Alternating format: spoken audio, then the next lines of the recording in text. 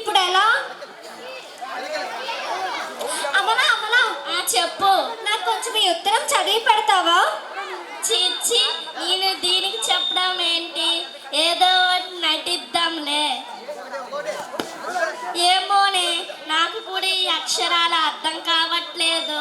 సరే సరేలే, నాకు పని ఉంది, మరి నేను వెళ్ళొస్తాను. అమలా అమలా, అమలా కూడా చెప్పలేదు, ఇప్పుడు ఎవరు చెప్తారు? జయ, చెప్పు. నాకు కొంచెం ఈ ఉత్తరం చదివి పెడతావా? అయ్యో, నాకు కూడా చదువు రాదే. దీని ముందు ఏదో ఒకలా యాసాలు వేయాలి. చెప్తాను. చెప్పు. బ బ మ మ చచ్చ, ఒక్క ముక్క కూడా అర్థం కావడం లేదే. ఏముంది జయ అందులో? ఇదిగో నువ్వే చదువుకో. జయ, ఇప్పుడు ఎవరు చదువుతారు? లక్ష్మమ్మ గారు, చెప్పండి. నాకు కొంచెం ఈ ఉత్తరం చదివి పెడతారా? ఏమీ లేదమ్మా, కౌసల్యాకి బాబు పుట్టాడు, మీరు తొందరగా వెళ్ళాలి. ధన్యవాదాలండి. అమ్మయ్య, ఎలా ఒకలా చదివేశానులే.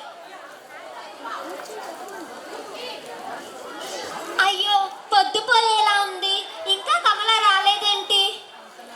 కమలా కమలా కమలా కమలా, ఎక్కడున్నావే? కమలా కమలా.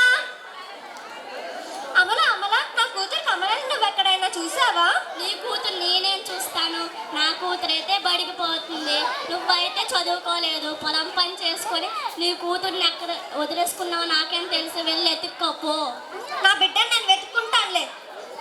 జయ, నా కూతురు కమలని నువ్వు ఎక్కడైనా చూసావా? నేను చూడలేదు. నీకంటూ చదువు రాదు, మీ కూతుర్ని చదివించకుండా ఏం పొలం పని చేయమన్నావో, నువ్వే వెళ్ళి ఎత్తుక్కో. మీ ఇద్దరికి నేను సరైన గుణపాఠం చెప్పే తీరుతాను. వెళ్ళు. కమలా కమలా కమలా, ఎక్కడున్నావే? కమలా కమలా, వస్తే కమలా. ఎండిపోయావే? నేను అందరి చేత ఎన్ని మాటలు పడ్డానో తెలుసా? ఏ రమణమ్మ గారు, ఎందుకలా పిల్లల్ని కొట్టేస్తున్నారు?